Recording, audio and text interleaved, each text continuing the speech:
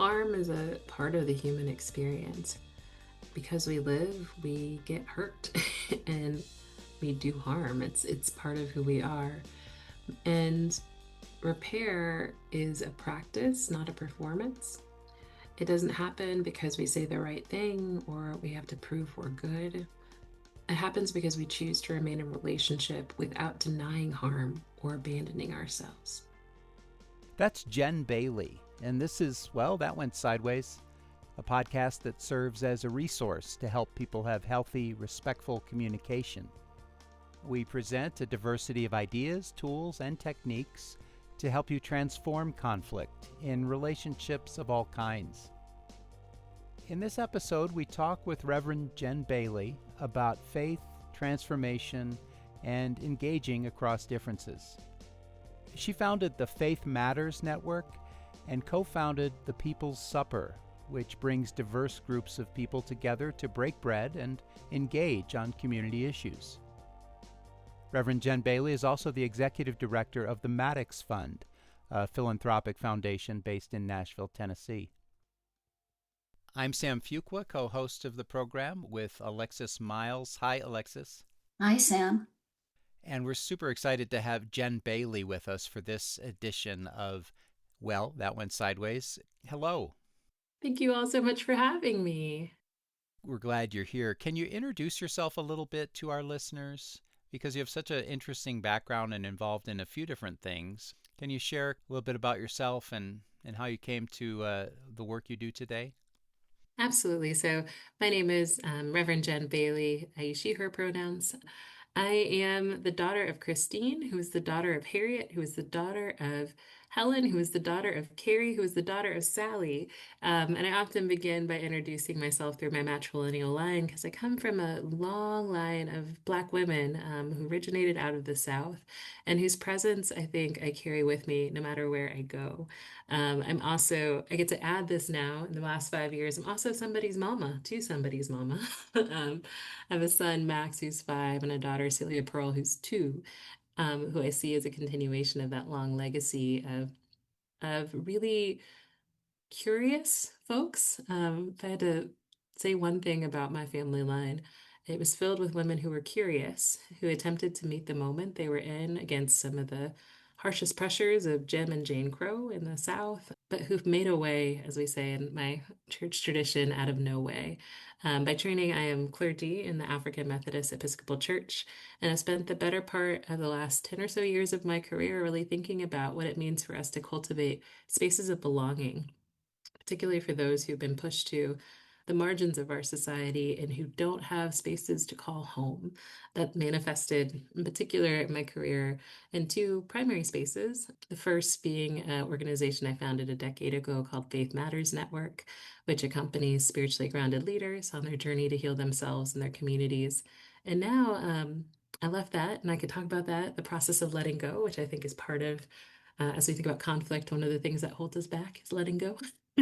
And now I am here in Nashville, Tennessee, where I reside, and I lead a foundation, the Dan and Margaret Maddox Fund. And we envision a world in which people and planet really come together and thrive in regenerative systems free from harm or threat. And so I'm now on the funder end of things, which is his own space of needing repair. And so happy to tap into any parts of that little bio in this conversation. Well, Jen, you mentioned meeting the moment. And when I think of conflict resolution, that's part of what I think about. How do we meet this moment that we find ourselves in? So, what is it about this background that you just described that allows you to be present for the moment? I think one thing that is true about me is that one of the gifts of being trained in a theological context, so going to seminary, is learning about one thing that wasn't official, something I learned, right? But the ministry of presence. So, what does it mean for us to be present and show up for people, not with our answers, but in a true posture of curiosity and accompaniment? And so, I think that has served as a core building block for my understanding of what it means to show up in tough moments, whether that be tough interpersonal moments or tough moments in our society. How can we lean in and try to hear one another's stories more deeply to get to the root of what might be the source of the conflict in our lives, and move from a space of rupture to one of repair. So, can you give an example of that? Maybe two examples, one on the personal side and one on the more public professional side. Oh gosh, yeah. Personal side. I do belong to a church, and I feel like I love shout out to Greater Bethel AME Church here in Nashville. And I think one of the things that I love about being I'm not as young as I used to be. I'm 38, so but a relatively young person in the life of the church. In the church, I'll be young until I'm 50, right? That's just where we are in Protestant denominations these days. One of the beauties of being a part of that community is that it is one of the few intergenerational communities that I have in my life. And statistics show us that more and more we're being segregated by generation, especially here in the US. And so, um, with that gift of intergenerationality comes its own sources of conflict, whether it be around in the context of our congregational life, the style of worship, right? Are we singing hymns every Sunday? Or are we doing particular types of praise and worship songs, right? Or, expectations around how one dresses when they go into the church, right? All of those things seem petty, but they're kind of ordinary spaces of conflict. And learning how to move through those and understand one another, even when I might fervently disagree with some of my beloveds in my congregation. I think it's interesting as clergy, I have to play a pretty neutral face, even though I have very strong opinions on these types of things. And deconstructing the sort of sexism, misogyny, and heterosexism that can seep into our congregational life. um, so not neutral, but I often find myself being a broker in different spaces, right? And bridge generationally to try to translate what can sometimes feel like ill intent, but it is often a misinterpretation of language, right? Or understanding, right? And so I'd say that in my personal life. I mean, I was, I'm also the mom of two small children, so I regularly am trying to navigate conflict over toys, over small children who don't have, in the case of my daughter, who's two, going on 20, but still two, right? Doesn't have language and doesn't have the sort of brain development to avoid conflict. She also she's a roaring Leo and like very much wants her voice to be heard, accompanied by my very orderly, very sensitive Virgo sun, right? So like as I'm thinking about all the practices that I've learned, and I think maybe this is a human thing, right? In my personal life, sometimes those practices go out the window when I'm just trying to get them to stop screaming at each other. But the beauty in seeing my children as my teachers and not just beings that I'm trying to teach is that they model for me every day what rupture and repair can look like. They love each other fiercely. If anyone else messes with their brother or sister, it is on, right? And they're able to navigate through that conflict together by centering the love and shared values, right? They wouldn't articulate it this way, that they have. So that would be, I think, a few examples on the personal end of things that I'm sitting with as I think about my life right now.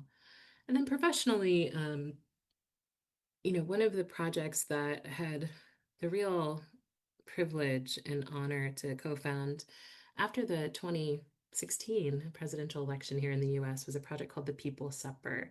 And the intention of that project, which started as a campaign called 100 Days, 100 Dinners, was in the wake of what was a very volatile election cycle, filled with toxic rhetoric.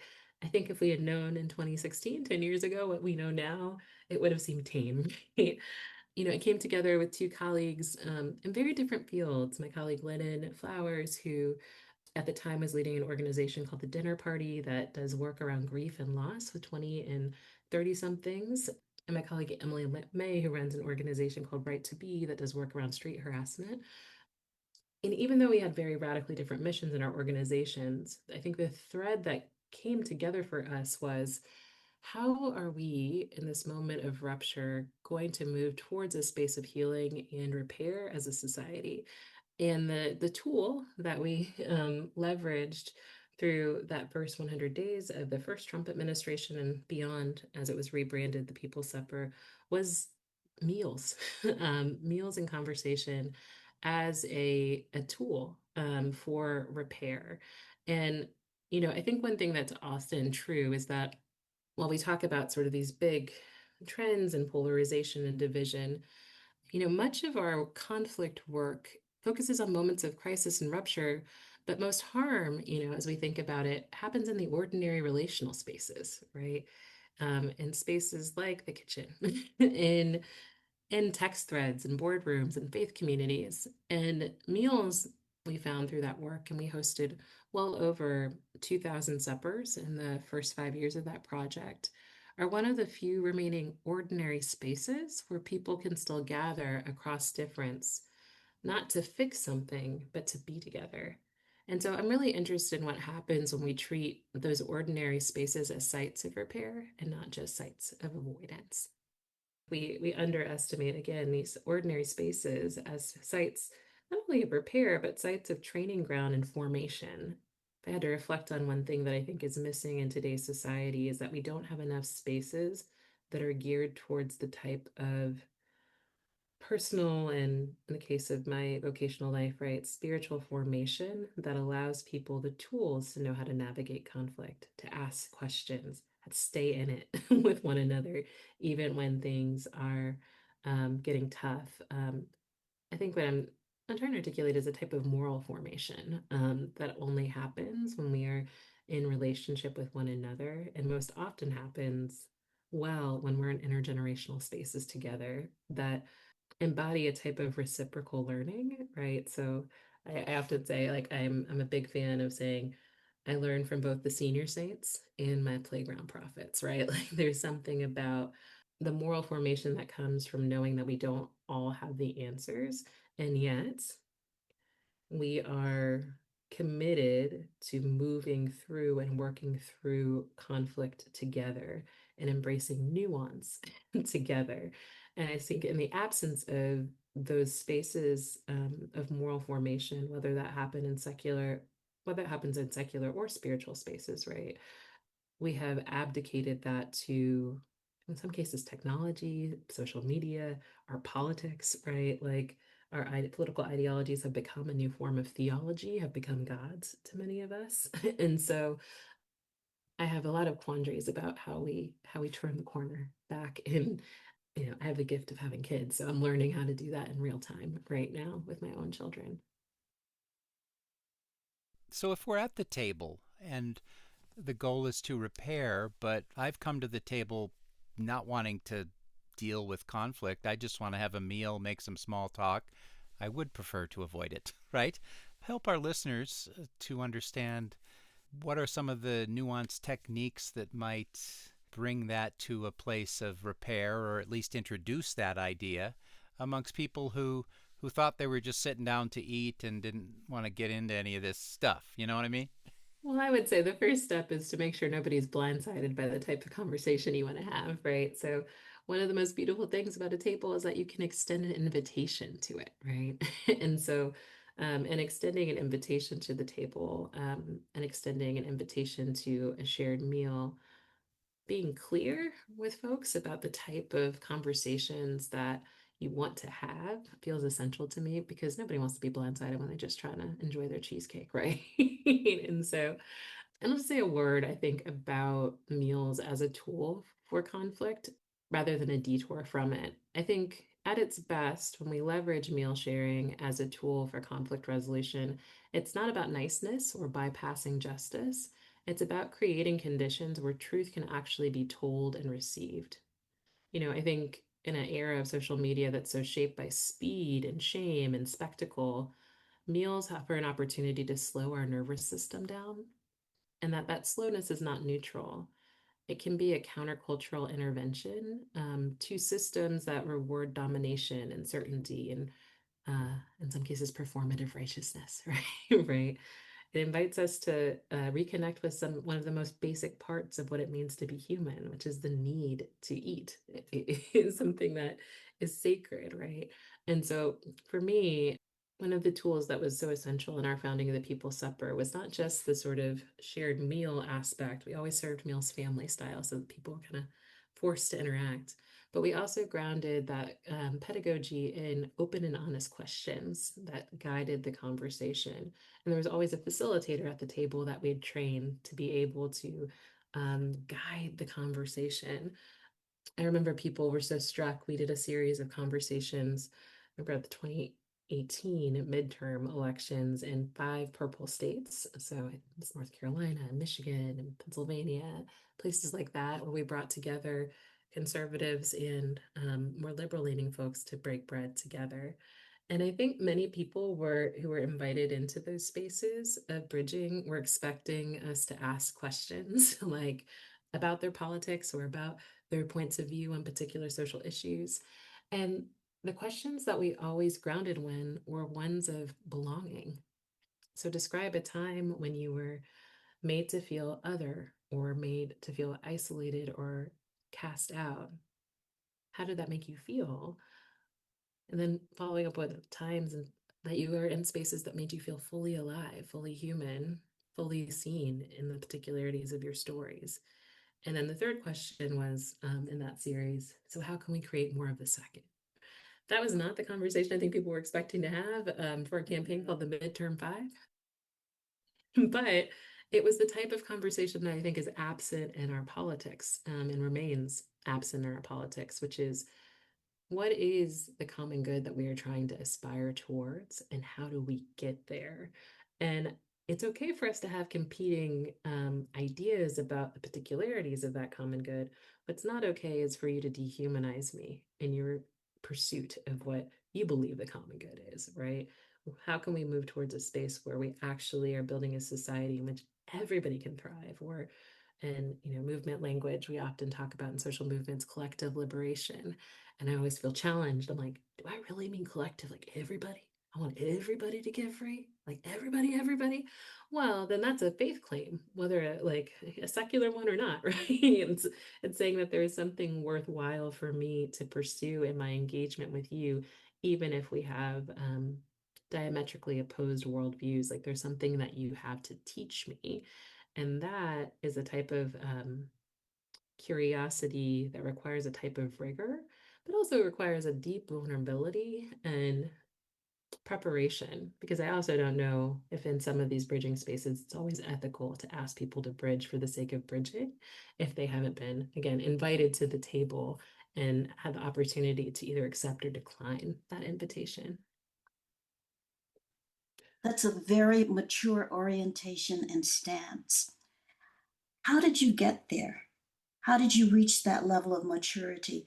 And what can people who sense that, oh, I want to be able to do that? I would first say don't paint me as a model of courage. I think sometimes the type of maturity that you're alluding to starts with just being willing to take a risk and being brave enough to take a risk and open enough to be transformed, right? To change your mind. And I think that is, as we talk about moral formation and maturity and perhaps even moral courage in this season, is I don't know how many people are being incentivized either in their day-to-day lives and their interpersonal relationships to be open to changing our minds and to be, and that feels like a lost art. And I'm not quite sure how we get back there other than testing and trying, right? Like, and being willing to sit in the imperfection and the nuance of that. As I think about what I learned from the People's Supper experience, I think we saw again and again that people are willing to take risks at a table that they never would take in a meeting or online at times.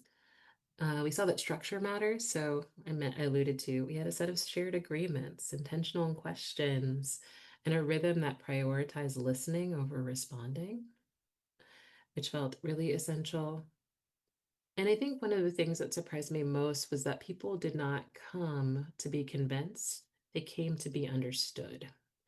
And that understanding doesn't erase difference, but it changes how conflicts moves through a relationship, right? And that to me, those lessons are ones that continue to sit with me as I think about my work today and how I navigate my interpersonal relationships. I'll also say this as I'm sort of reflecting more about the people's supper of what I learned, that the work of building towards repair, whether you're using dinner or meal sharing as a technology to get there or not, it's not about resolution. I think it's a relational skill. I think one of the biggest misconceptions that we have about conflict is that the goal is necessarily resolution. And I don't know. In some cases, we're never going to reach resolution. One of the projects that I had the opportunity to partner with some dear friends on several years ago was called Pathways to Repair. Um, so it was trying to thinking about the stickiness of what holds us back from being able to move through moments of rupture to a space of repair. And a couple of things that I remember learning from that project, and for your listeners who are curious, that website is still live. There's a beautiful guide, and we got to interview experts in repair. If you go to pathways-to-repair.org, as a tool and resource, and we created this really beautiful like visual guide that's like a visual story. It's really pretty, and it's available as a free resource for everyone. Some of the things that I learned through doing that project and listening to some of the experts that we interviewed for it was thinking about repair in the context of repair, things like readiness. That readiness is not about forcing closure or responsibility. That responsibility is not mutualizing harm, right? Relationship and not reputation management, right? Like those are some of the conditions as we think about repair. And I recognize that a shared meal doesn't solve conflict, right? But it does help people build the relational muscle needed to stay present when things start going sideways, right? Think about the title of this podcast, right? And that sort of muscle, and it's the new year, and I made this commitment to myself to start working out again, right? So I'm very much in tune with how my muscles are functioning, and those muscles that have not been touched in a very long time, right? But it's painful. And I can say, having gone to the gym this morning, it's very painful to start exercising and stretching things that I haven't stretched in a long time. But I can already feel myself getting stronger through the repetitions. And so I think the same thing is true when we think about relational muscles that we need to build, and that meal sharing is just one tool that helps us get there. As we think about meal sharing as a tool for conflict resolution or relational repair, it has to be designed with power in mind and not assumed to be benign. So I think that really means asking who set the invitation, whose norms are being centered, who bears the emotional labor, and that repair that ignores power isn't repair. It's sort of like reconciliation theater, right? It can be performative. I do believe that everyday conflict is that training ground for a restorative world, that we often want society to be more restorative without practicing restoration in our daily lives. This goes back to your question around maturity and I think what I was trying to get at around like moral formation, that the way we handle a tense family dinner or a misunderstanding at work or a moment of withdrawal with someone we love is our conflict training. Is that those reps at the gym? It is the thing that helps us build that muscle. And that meals are one way that gives us a low stakes rehearsal space for those higher stakes conflict, right? Can you tell us a little bit more about Faith Matters, how that came about, and the work, and then how you left the organization? So Faith Matters founded in 2014, coming out of seminary at Vanderbilt Divinity School. And I think I was 26 years old. I founded F&M in the summer of 2014, right after Mike Brown was killed in Ferguson, Missouri, right? So sort of a moment of political and social uprising and noticing the roles in which my friends who I went to seminary with, who were also community organizers, who were in the street, how spiritually and deeply depleted they were feeling in their movement work, even those who were getting theologically trained at a seminary, right? And as I looked around at some of my peers and colleagues and saw, particularly among those who were fighting for justice, increasing rates of stress-related disease, increasing rates of suicidal ideation, addiction, right, emerging in the context of this experience of primary and secondary trauma and movement work. I think Faith Matters Network was really founded as a response, as a space through a womanist theological lens, so grounding the wisdom, ingenuity, experience of Black women's knowledge as a core organizing principle for our work, to accompany those spiritually grounded leaders on their journeys to heal themselves and their communities and their world, right? And so for us at FNM, during my tenure, it took a lot of different forms, from standing up one of the first social movement chaplaincy programs and training grounds for which we seeded over the course of about 5 years, which was wonderful and it was very cool. It was very cool to be a part of a movement of like a lot of people doing this similar work, knowing and understanding that spirit and movement and accompaniment and movement was going to be essential to the work ahead. So shout outs to all my colleagues, both at F&M and Beyond, who were thinking about that that question for folks and healing justice as a framework for how we do movement work. But we also did a lot of work in cohorts with clergy and lay leaders who were doing work on economic justice in places like Arkansas, or thinking about concepts like democracy as a spiritual practice in North Carolina. And at the core of that was so many people we noticed were feeling isolated. So they might be serving a congregation or serving in a leadership role. And what we know about being a leader is that you can feel like you're on your own often. And so those cohort experiences served as a way to connect people with others who were similarly aligned in values and worldview, and gave them the sort of tools and relational muscle to keep going through it and over the course of their lifetime. And so it was a beautiful work. It was a beautiful work that was suited to me. And having spent my entire vocational life and career in the nonprofit sector, I also knew there's a tendency of founders to stick around too long. And, I'll say this, my therapist would joke that I was trying to give F&M away since my second year. But I think a number of things kind of came together at once for me. One is that I started having like real, like my own babies, and recognized that in having my own children and stepping into motherhood as a vocational identity for myself, I no longer could give Faith Matters Network and the work the type of attention that it needed to give it. And two, that while tempting to keep creating the organization in my own image and my own interests, I never thought that the organization was mine to hold alone. For me, it was a spiritual practice of like, this is this place that God, Spirit has given me to tend during this season. And it's mine to steward during this season, but it's not mine to hold. And so I think it all reached a climax when I had my second baby, and I was like, I just can't be on planes anymore the way that I wanted to, and live the type of life that I want to, and being present in their early years in the way that I want to. And so all that led to the sort of decision to, it's time to go. And I was ready to go. And shout outs to Reverend Brianna Shaw Robinson, who is the executive director of Faith Matters Network today, and just an incredible human being, who is leading the organization now. And I think one of the other things I'll say is that when I took on my new role as executive director of the Dana Margaret Maddox Fund here in Nashville, I inherited it from my colleague Kaki, who had herself been the founder of a nonprofit and founding executive director 2 or 3 times over. And so this is where mentorship becomes important, right? She saw me struggling to let go and modeled so beautifully as I was stepping into my role. She stayed on to help with consulting for a few months, how to let go.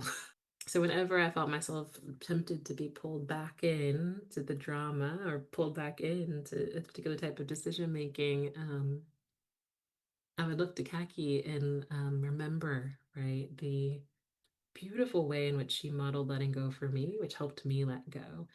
I resigned from the board the third week that Rihanna was officially in her role.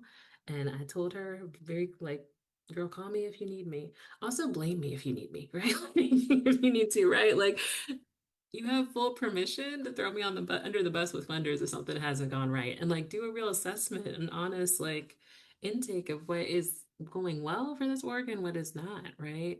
Because I think sometimes we get into these patterns of complacency within organizations where we can't see our own faults. And so I share all that to say it's been a gift. I feel like I left one baby and sent it off to college, and it's, doing all the things that kids in college do.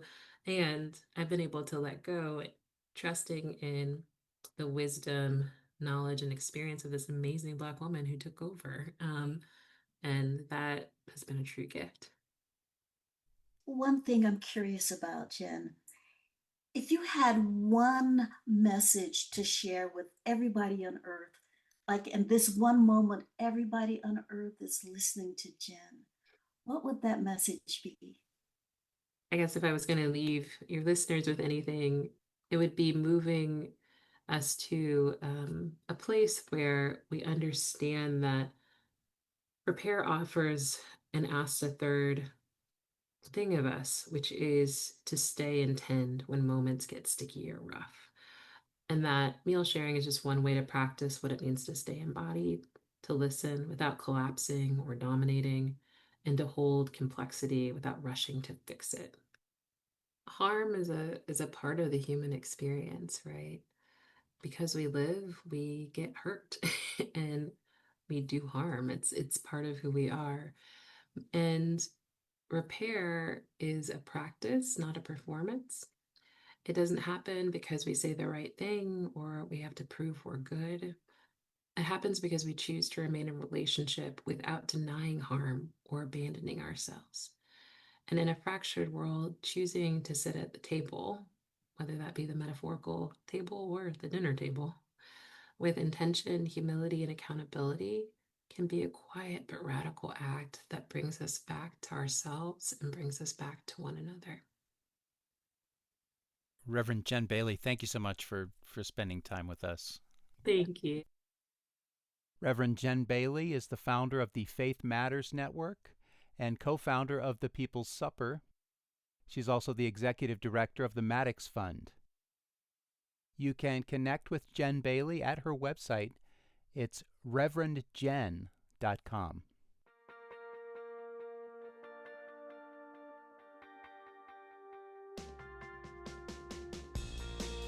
Thanks for listening to Well, That Went Sideways. We produce new episodes twice a month. You can find them wherever you get your podcasts and on our website, sidewayspod.org. Our site has information on our guests, interview transcripts, and links to more conflict resolution resources. And we encourage you to sign up for our newsletter. That's at sidewayspod.org. Our production team is Mary Zinn, Jess Rao, Norma Johnson, Alexis Miles, Alia Thobani, and me, Sam Fuqua. Our theme music is by Mike Stewart.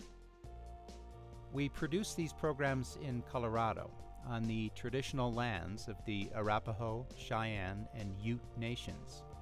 To learn more about the importance of land acknowledgement, visit our website, sidewayspod.org. And this podcast is a partnership with the Conflict Center, a Denver-based nonprofit that provides practical skills and training for addressing everyday conflicts. Find out more at conflictcenter.org.